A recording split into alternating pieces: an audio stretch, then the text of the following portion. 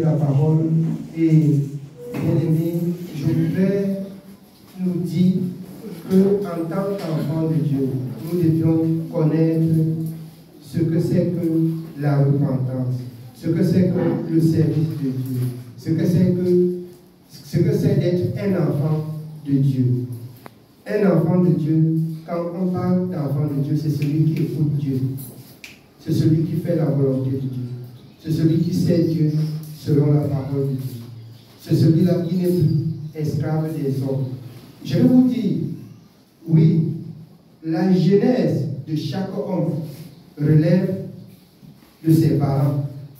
La genèse de chaque homme relève de sa parole, c'est que lorsque on vous accouche, lorsque vos parents vous donnent naissance, alors ils vous instruisent avec ce qu'ils ont. Ils vous instruisent avec ce qu'ils ont, avec ce qu'ils font. Ils vous instruisent sur la voie qu'ils ont aussi été instruits. Ainsi, la voie de Dieu est oubliée, comme il est écrit dans la parole de Dieu, alors que tous ont péché et sont privés de la gloire de l'Éternel. Ainsi, nous avons été très loin de Dieu. Et je nous rappelle ce matin que Dieu, dans son amour, nous a tant aimés. Il a donné premièrement la parole de la loi. La parole de la loi à Moïse pour alors prendre soin du peuple en vue de la foi qui devait venir sauver maintenant le peuple. Moïse prenait soin afin que Dieu trouve une possibilité de sauver le peuple. Alors, il faudrait que nous discernions et que nous cernions la parole qui veut dire mettre le peuple en garde et conduire le peuple à la perfection. Alors, nous allons commencer dans Galates chapitre 3 à partir du verset 19. Pourquoi la loi? Amen. Lisez pour nous la parole de Dieu dans Galates 3 à partir du verset 19.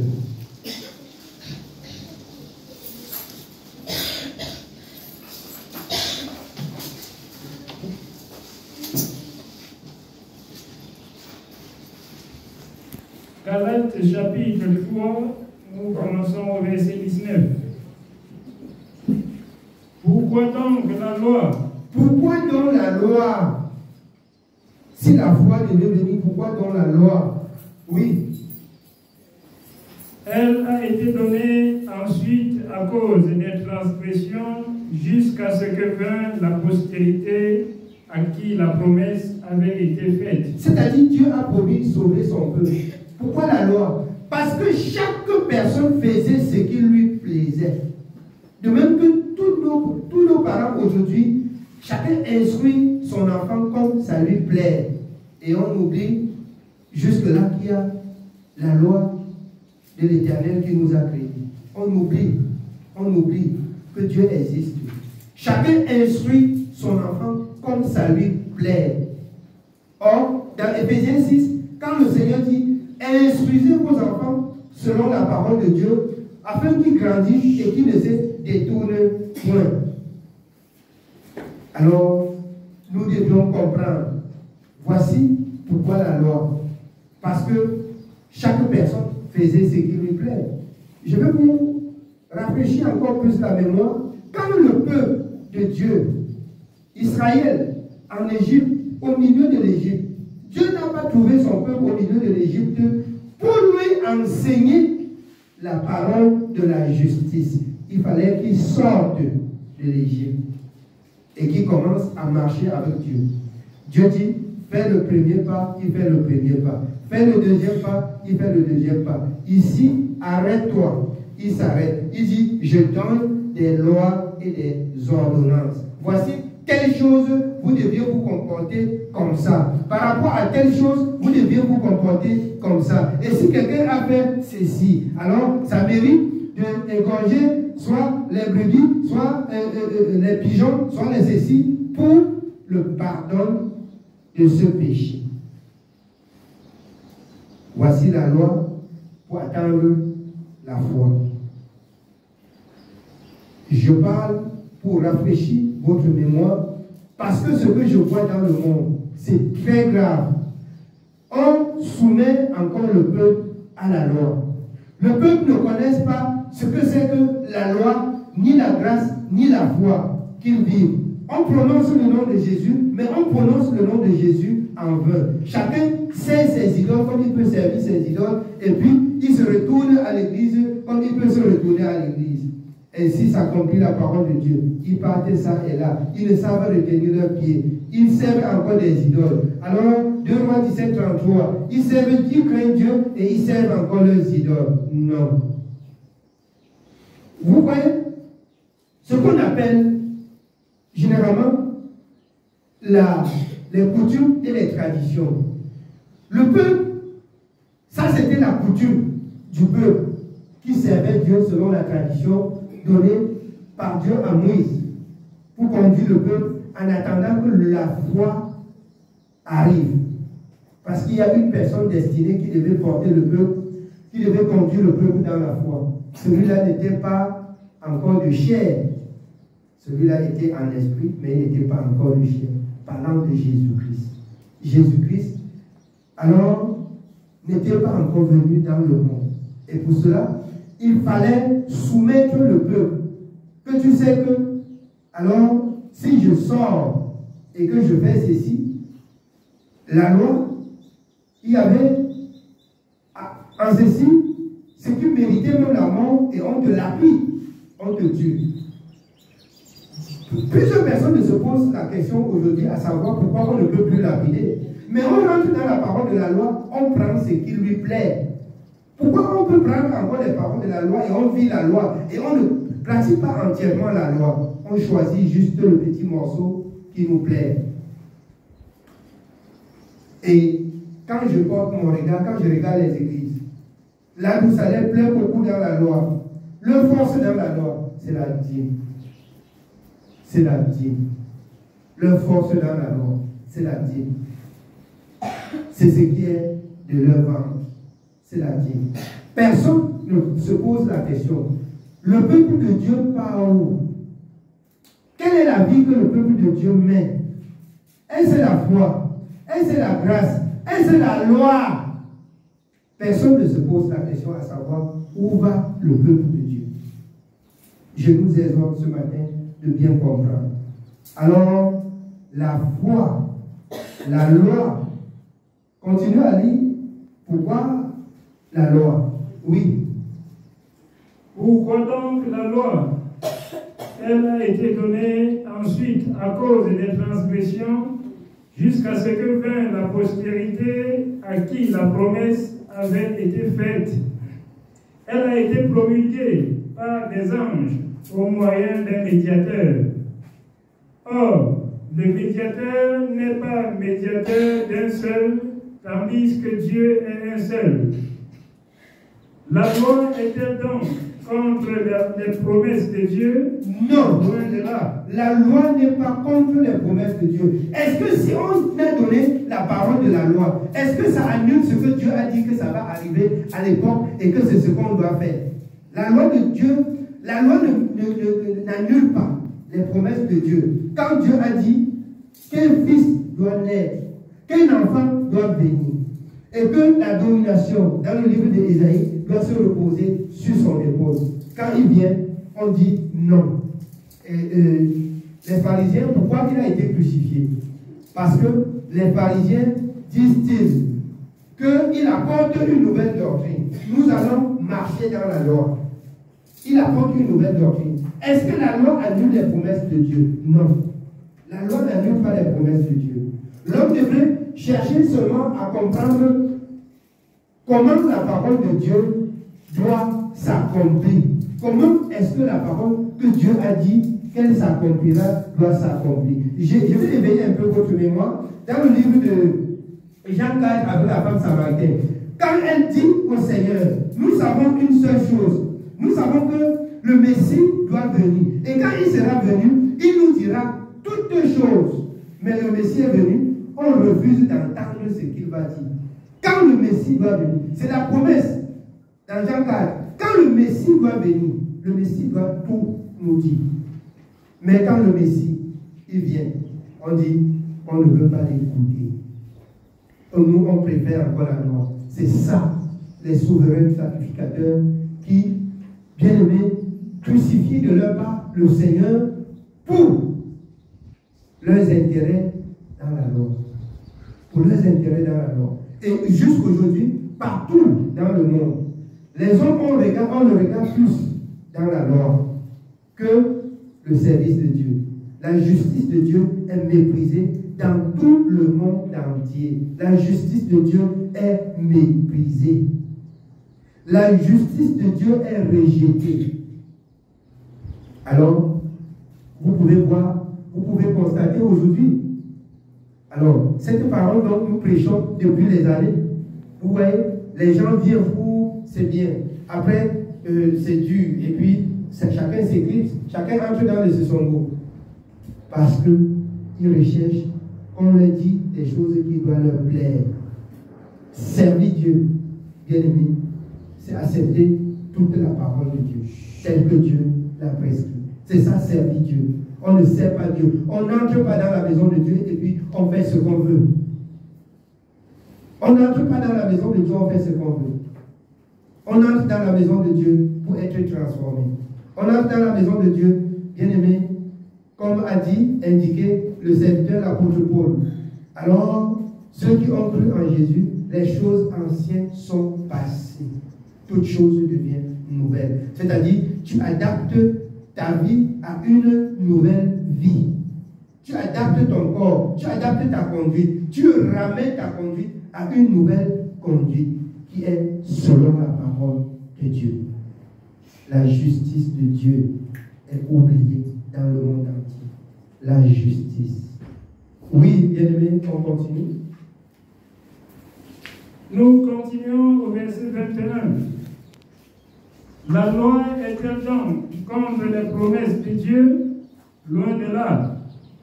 S'il eût été donné une loi qui pût procurer la vie, la justice viendrait réellement de la loi. La justice devait venir réellement de la loi.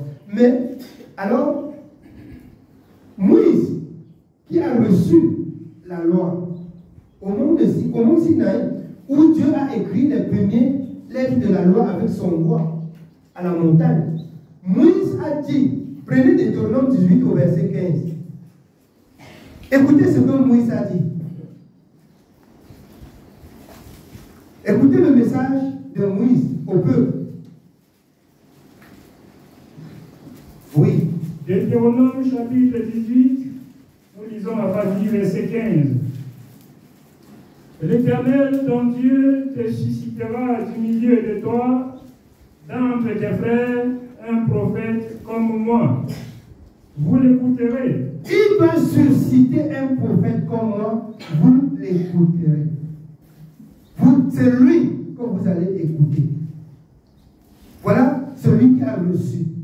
Celui qui a reçu, bien aimé, la parole de la loi pour conduire le peuple. Il dit, l'Éternel doit susciter une autre personne.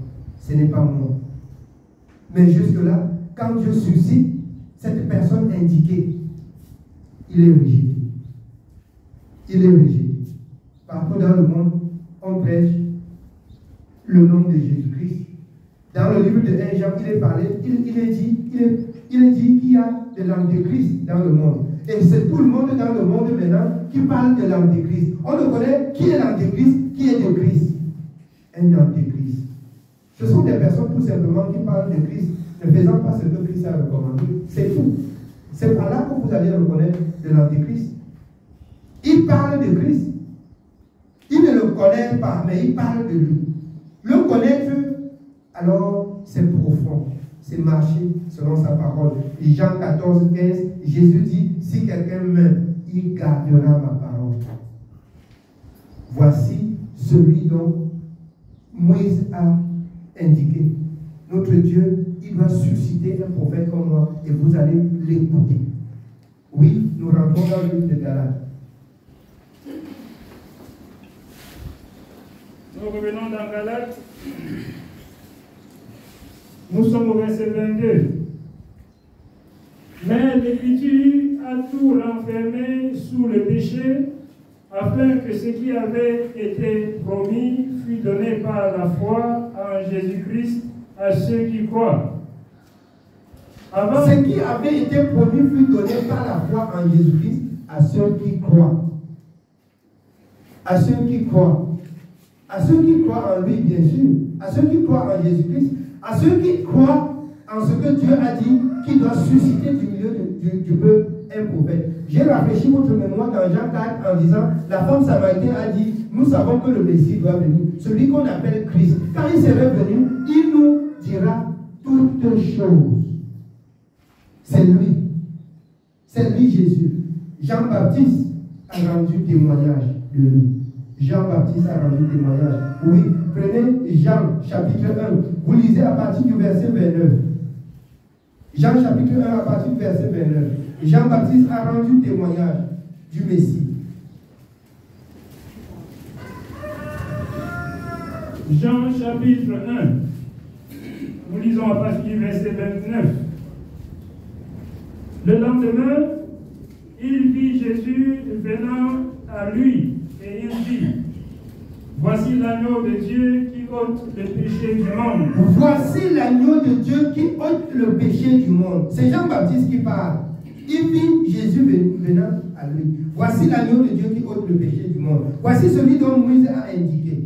Oui, on continue. C'est celui dont j'ai dit, après moi vient un homme qui m'a précédé, car il était avant moi. Je ne le connaissais pas, mais c'est afin qu'il fût manifesté à Israël que je suis venu baptiser d'eau. Jean rendit ce témoignage. J'ai vu l'Esprit descendre du ciel comme une colombe et s'arrêter sur lui. Je ne le connaissais pas, mais celui qui m'a envoyé baptiser d'eau, celui-là m'a dit, celui sur qui tu verras l'Esprit descendre et s'arrêter, c'est celui qui baptise du Saint-Esprit. C'est celui qui baptise du Saint-Esprit. Et ça, c'est encore un autre enseignement. Dans le monde aujourd'hui, on baptise un enfant de Dieu, on dit, tu as une fois reçu le Saint-Esprit. C'est un autre enseignement que je viendrai là sur ça un autre jour pour détacher encore. Parce que la tromperie là, c'est très grave dans le monde. C'est très grave cette tromperie. Quand on est baptisé d'eau, on doit être baptisé du Saint-Esprit. Quand on est baptisé d'eau, on doit recevoir le Saint-Esprit. Lui, il baptise d'eau, mais celui-là, il baptise du Saint-Esprit. Oui. Et j'ai vu, et j'ai rendu témoignage qu'il est le Fils de Dieu. Le lendemain, Jean était encore là, avec deux de ses disciples. Et, ayant regardé Jésus qui passait, il dit, voilà l'agneau de Dieu. Les deux disciples l'entendirent prononcer ces paroles et ils suivirent Jésus. Amen. Ce que je voudrais qu'on comprenne là, les deux disciples de Jean entendirent, comme Jean dit, voici l'agneau de Dieu qui ôte le péché du monde. Ils ont suivi directement, ils ont laissé Jean, ils ont suivi directement Jésus. Ils ont laissé Jean pour suivre Jésus. Je voulais encore bien qu'on comprenne quelque chose ce matin. Vous qui laissez la parole de Dieu pour suivre les hommes. Parce que c'est votre église. Parce que, alors, c'est votre pasteur. Le bon berger, Jean 10, il conduit le peuple, bien-aimé, selon la parole. Oui, dans cette pâturage où le peuple serait bien nourri. Un serviteur, c'est celui qui sert. Le serviteur est au service. Le serviteur rend service selon les instructions qu'on lui a données. Si dans cette maison, je prends un ménager, ou encore une ménagère, alors, elle doit recevoir les instructions pour lesquelles je l'appelle dans cette maison pour qu'elle travaille. Et elle ne doit pas déborder. Elle ne doit pas déborder. Alors, ce que je vais vous dire, dans Jérémie 17, verset 5, avant qu'on revienne, il est dit, vous êtes maudits si vous laissez la parole de Dieu pour suivre les hommes. Les disciples de Jean ont entendu, voici la loi. Ils étaient avec Jean, ils pouvaient bien rester avec Jean. Mais il dit, mais nous le voyons en personne, c'est mieux de le suivre. Ils se sont détachés. Jean ne s'est pas plaint. Si vous continuez, vous allez voir certains disciples de Jean qui partent et ils voient Jésus, que tous ceux qui se faisaient baptiser allaient vers Jésus. Ils rentrent et disent à Jean, Maître, tous, voici celui qu'on a vu là, tous vont vers lui pour être. Jean dit, l'homme ne reçoit pas ce qui lui a été donné. Ce qui lui a été donné, ce qui lui a été réservé. C'est ce que l'homme reçoit. Oui. Jérémie 17, verset 5. Jérémie chapitre 17, nous lisons le verset 5. Ainsi parle l'Éternel. Maudit soit l'homme qui se confie dans l'homme, qui prend la chair pour son appui et qui détourne son cœur de l'Éternel. Maudit soit l'homme qui se détourne de l'Éternel, qui prend la chair pour appui, qui s'attache à l'homme au lieu de s'attacher à la parole de Dieu. Oh, c'est quand même notre église, même quand le mensonge voit le jour, même quand la parole de Dieu, même quand le nom de Dieu est blasphémé, c'est notre église. Les bien-aimés, notre église là, notre église, c'est ça. Notre église, c'est ça la parole. Ça c'est Jean 8 au verset 47. Si vous pouvez encore lire, Jean 8, 47.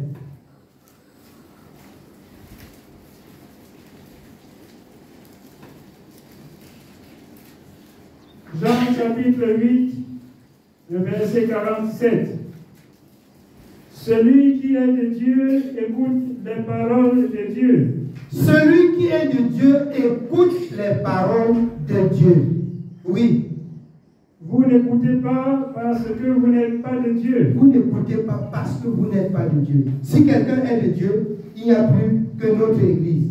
Il y a la parole de Dieu. Il y a la parole de Dieu. Il n'y a plus notre église. Il y a la parole de Dieu. Il n'y a plus notre église. Maintenant, si vous parlez de l'église, il y a l'église. Il n'y a pas notre église. Il y a l'église. Il y a la parole de Dieu. Notre église, c'est la parole de Dieu. Oui, nous revenons dans Galates où nous étions.